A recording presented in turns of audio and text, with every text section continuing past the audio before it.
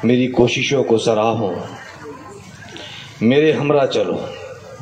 मेरी कोशिशों को सराहो, मेरे हमरा चलो। मैंने एक चिराग जलाया है आंधियों के खिलाफ। मैं आपके इस इलाके का वो बच्चा हूँ, वो नौजवान हूँ जिसने आपके अपने इलाके के अंदर चलना सीखा है, जिसने आपके अपने इलाके के अंदर बोलना सीखा है, जिसने आप तमाम लोगों के दरमियान में खड़े होकर बात करना सीखा है, जो आप मेरे बचपन से भी वाकिफ़ हैं, जवानी से भी वाकिफ़ हैं।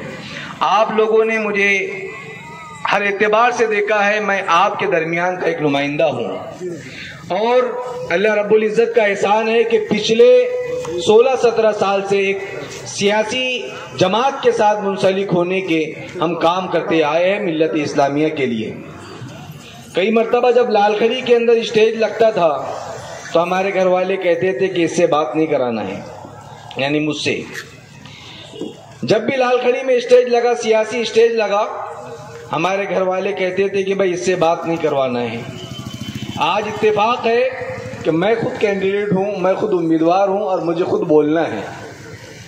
मैं आपके दरमियान से निकला हुआ वो शख्स हूँ जिसने गुर्बत भी देखी है, जिसने कच्चे रोड भी देखे हैं, जिसने कभी अपने खंबे के ऊपर वो 100 लेम का एक बल्ब भी देखा है। मैं उन अय्याम में इन हालात में अपने इस इलाके से जुड़ा हो रहा।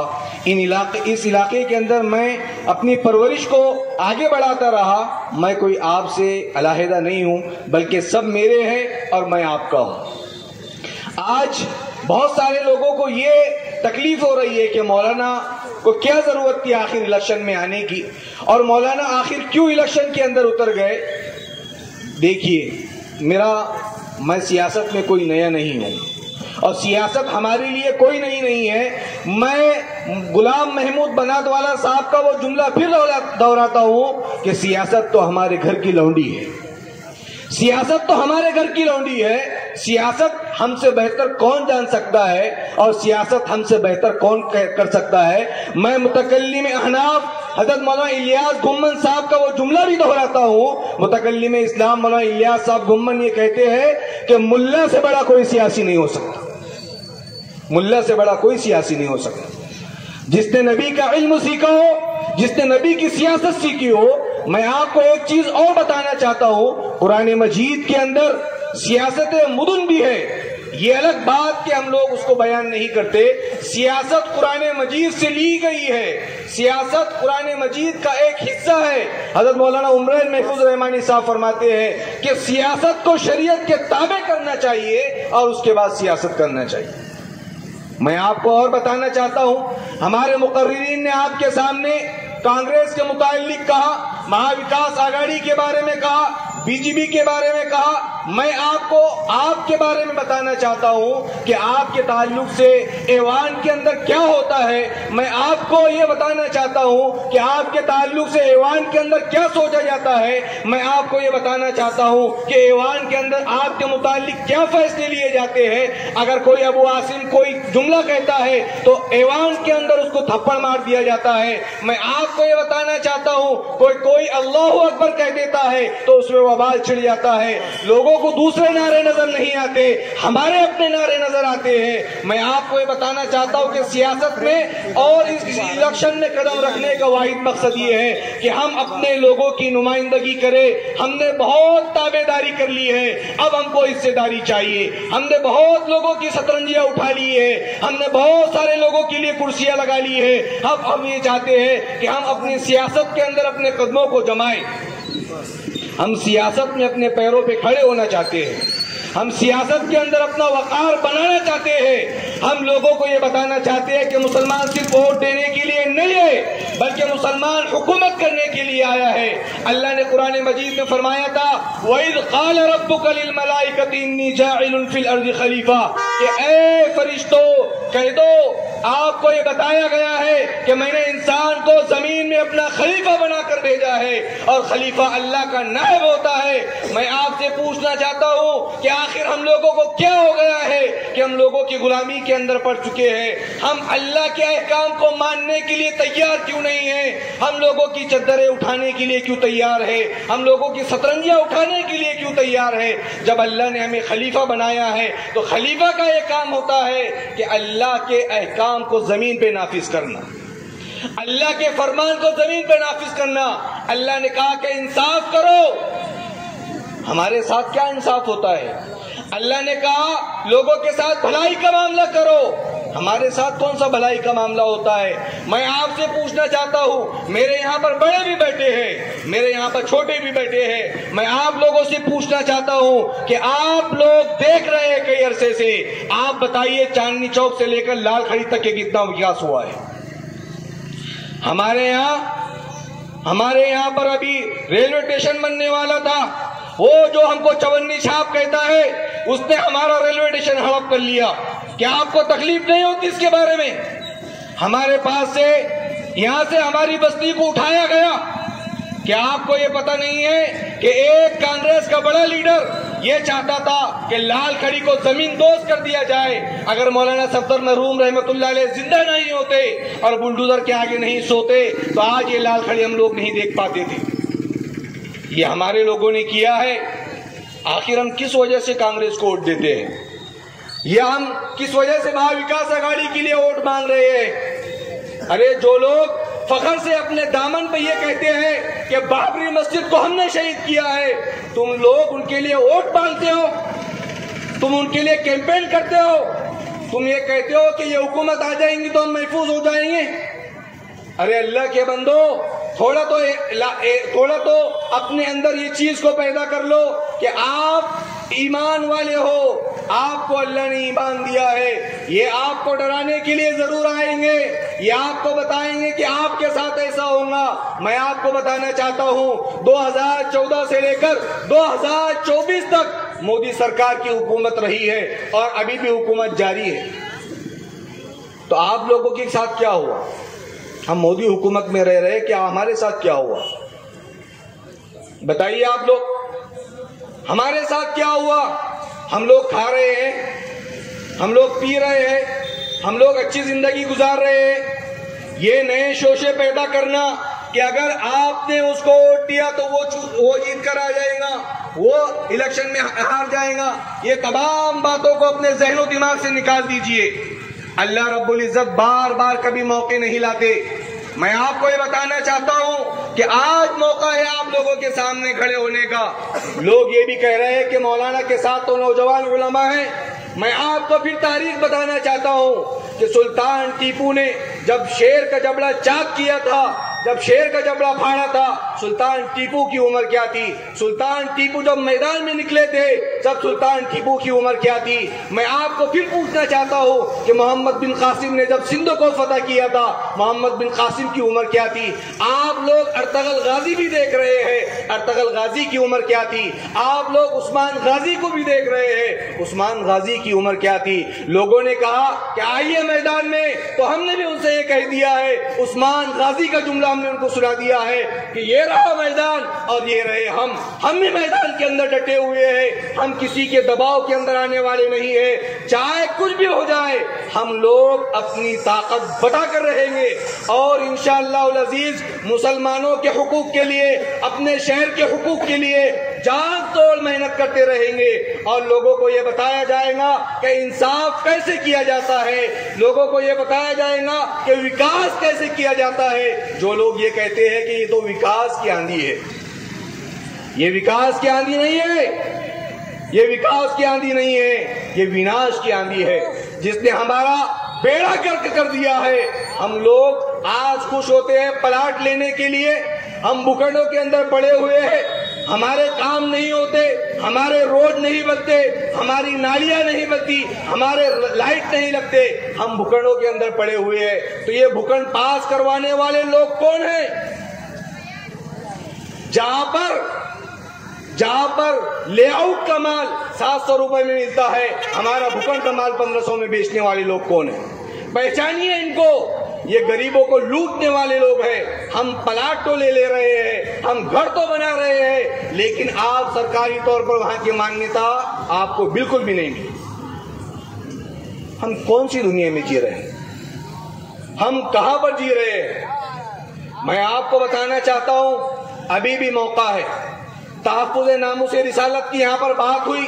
मैं आपको बताना चाहता हूं कि तहफ़्फ़ुज़ नामूस रिसालत के लिए नबी पाक सल्लल्लाहु अलैहि वसल्लम की शान अक़दस में जब गुस्ताखी हुई तो ये मर्द मुजाहिद नागपुरी गेट पे खड़ा था। ये मर्द मुजाहिद अमरावती शहर से पहली मर्तबा आवाज लगाई थी। मैं आपको बताना चाहता हूं, चाहे वो नितेश राणे हो, चाहे कोई भी हो, वो जो महाराज है जिसने नबी की शान में गुस्ताखी की है, मैंने सबसे पहले वहां पर एफआईआर दर्ज करवाने के लिए आगे बढ़ा था। और उस शख्स ने, और उससे पहले जो एफआईआर हुई थी, मैंने एफआईआर करवाई थी। मैं आपको अपना बड़ापन बताने के लिए नहीं कह रहा हूं, बल्कि आपको ये बताना चाहता हूं, आप उम्मत के उन लोगों को पहचानिए जो आपके हमदर्द है, जो आपके सही रहबर है, आप उनको पहचानिए। लोगों के दरमियान मालो दौलत को बिखेर देना, लोगों के दरमियान पैसे बांट देना, ये कोई कमाल नहीं होता। कमाल ये है जब मिल्लत को जरूरत होती है तब कौन कहां पर रहता है, ये आपको देखने की जरूरत है। आपके साथ कौन खड़े होता है, आपके साथ कौन खड़े होता है, आपके बच्चों के लिए कौन खड़े होता है। हमारे बच्चों को बेकसूर जेलों के अंदर ठूसा जाता है, तब कौन आता है बड़ा लीडर, देख लीजिए। कभी आपने गौर किया है? आज आपके पास मौका है, कल आपके पास मौका नहीं रहेगा। मैं फिर आपसे कहना चाहता हूं, मैं आपसे फिर यह कहना चाहता हूं कि अल्लाह रब्बुल इज्जत ने मौका दिया, काम कर लीजिए। आप अपने इलाके को जहन में रखिए कि आपके अपने इलाके के अंदर कितना विकास हुआ है, आपको पता चल जाएगा। हमारे यहाँ सरकारी स्कीमें नहीं आती, हमारे लोग रोडों पे खड़े होते हैं, हमारे लोग लाइनों में खड़े होते हैं, हमारे लोगों को सरकारी स्कीमों के बारे में पता नहीं चलता। लोग तो ये भी कह रहे हैं कि भाई लाडली बहन के पैसे आ गए तो अब वोट पक्का है। मैं आपको बताना चाहता हूं, लाडली बहन को पैसे तो जरूर मिले हैं, लेकिन लाडले भाई के जेब से पैसे काट लिए गए। पैसे आए जरूर, लेकिन तेल के भाव जरूर बढ़ गए, गैस के दाम जरूर बढ़ गए हैं। लाडली बहन को तो दिया है, लाडले भाई के जेब से पैसे निकाल लिए। सरकार इधर से देती है और उधर से निकालती है। आप देखिए हमारे साथ क्या हुआ है। लोकसभा की 48 सीटों के अंदर एक नुमाइंदा मुसलमान का तो देना चाहिए था। हम 1.5-2 करोड़ की आबादी है महाराष्ट्र के अंदर, लेकिन इतने लोगों में क्या एक मुसलमान भी लायबल नहीं था कि मुसलमान को लोकसभा के अंदर भेजते। किसी ने मुझे कमेंट लिख के भेजा, क्या इमरान प्रतापगढ़ी को राज्यसभा के अंदर भेजा है। अरे इमरान प्रतापगढ़ी यूपी से आकर महाराष्ट्र में क्या कर लेगा? महाराष्ट्र के मुसलमान मर गए हैं क्या? वो शख्स जो गवैया है, जो कभी इसके स्टेज पे आपको दिखाएगा, कभी उसके स्टेज पे आपको दिखेगा, उस शख्स का क्या एतबार किया जा सकता है? जो पैसों के लिए शेर पड़ता हो, जो गवैया हो, वो आपको क्या कर सकता है? वो आपके स्टेज का क्या विकास कर सकता है? हमें ये बताने की बिल्कुल भी जरूरत नहीं है कि लोकसभा के अंदर आपने संविधान बचाने के लिए वोट किया था। आपसे ये कहा गया था कि संविधान को बचाना है, तो क्या संविधान का ठेका हम लोगों ने लेके रखा? संविधान क्या सिर्फ मुसलमान ही बचाएंगे, दूसरे लोग नहीं बचाएंगे संविधान को? बाबा साहब अम्बेडकर ने सबके लिए बनाया है और हर चीज की इजाजत दी है हमें संविधान के अंदर। आर्टिकल 21-29 हमें ये इख्तियार देता है कि हम अपने मजहब का प्रचार प्रसार कर सके, हम अपने मजहब के मुताबिक अपनी जिंदगी गुजार सके। ये हमें अपने मजहब ने, हमें अपने संविधान ने सिखाया है। और हमें ये कहा जाता है कि अगर कोई रोड पे नमाज पढ़ता हुआ दिखेगा, अभी एक साहब का मैनिफेस्टो पढ़ रहा था, उन्होंने कहा है कि अगर हम सरकार में आएंगे तो मस्जिदों के भोंगे उतार देंगे। अरे महाराष्ट्र में अभी कोई ऐसा माइका लाल पैदा ही नहीं हुआ जो हमारी मस्जिदों की तरफ बढ़े। ये यूपी नहीं है, ये झारखंड नहीं है, ये बिहार नहीं है, ये महाराष्ट्र है। और महाराष्ट्र के अंदर किसी की मां ने दूध नहीं पिलाया कि मस्जिदों के ऊपर से भोंगे उतार दे। अभी हम लोग यहाँ पर जिंदा है, हमारी लाशें गिरेंगी, उसके बाद मस्जिदों के ऊपर से भोंगे उतरेंगे। आप क्या समझ रहे हैं? आप ये कहते हैं कि भोंगे उतारे जाएंगे, आप ये कहते हैं कि मस्जिद के अंदर अगर कोई मस्जिद फुल हो जाए और अगर कोई रोड पे नमाज पढ़ता हुआ दिखाई दे तो हम उसको मारेंगे, उस पर कानूनी कार्रवाई करेंगे। अभी यहां पर ऐसा कुछ नहीं होगा। डरने की बिल्कुल भी जरूरत नहीं है, आप बिल्कुल भी मत डरिए। अल्लाह रब्बुल इज्जत ने हमको वो ताकत, वो हिम्मत दी है कि 313 का वाकया भी हमारे सामने है, 1000 का वाकया भी हमारे सामने है। हमने तो तारीख पलटी है और बदली है, ये हमको क्या डराएगा। वो एक छोटा सा रिचार्ज, क्या नाम है, नितेश राणे, वो हमको धमकियां देता है।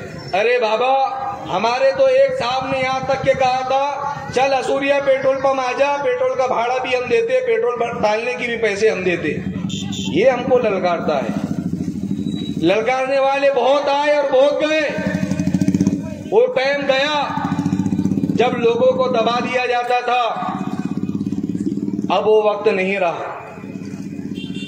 अब अल्लाह रब्बुल इज्जत ने वो ताकत, वो हिम्मत तमाम लोगों के अंदर रखी है। और मैं आपको बताना चाहता हूं कि इसी ताकत को आपको बरकरार रखना है, आपको एकता और इत्तेहाद दिखाना है और आपको ये बताना है कि हम मिल्लत इस्लामिया के लिए एकजुट होकर काम करेंगे इंशाअल्लाह। ये आपको बताना है। मैं आपको फिर ये कहना चाहता हूं, लोग ये भी कहते हैं कि मौलाना का क्या काम है, सियासत में नहीं आना चाहिए। अरे भाई, भैंस जब गोबर देती है तो गोबर को गोबर से नहीं उठाया जाता, मालूम है आपको।